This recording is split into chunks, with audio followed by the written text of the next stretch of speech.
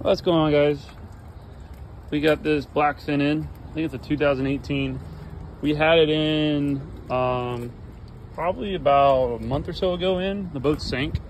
Put new motors, did some wiring work on it. It wasn't that bad, but enough where the motors went under and we had to rewire it and repower it and all that. But we finally found out where the water was actually coming from. We thought it was the scuppers. We replaced the scuppers in there. They call them duck flaps. I had 4 of those. We thought those were coming in where it came in, so we did those. Customer took the boat, everything was great. Takes it out fishing for the first time, and he calls, he goes, hey, we still got a problem, it's still leaking. Well, we found out finally, he did some homework, or not homework, just started shoving the hose in places.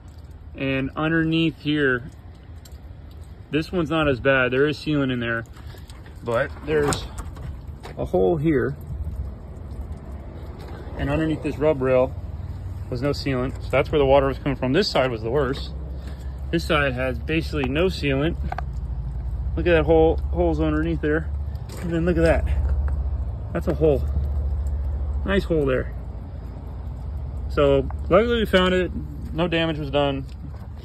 We caught it, but you got one of these and you got a water leak. Check out this. I mean, look at that. Look at that. That is nuts. This is straight from the manufacturer, guys. Boat's an older boat, but still, that sealant just doesn't fall out. You know, it was never there. So you got a Blackfin and you got a water leak coming in the back somewhere. It's a 27.2.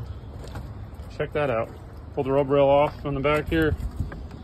Shoot screws. So we're gonna shoot epoxy up underneath here. Tomorrow after it dries, we're gonna scrape all the sealant out now. Shoot epoxy, and then we'll go back with 52 once the epoxy dries. We're gonna make a little shim that goes in here to cover that and epoxy that in place too. And yeah, then get them back on the water. So we're gonna add a bilge pump as well now too. So there you go, guys.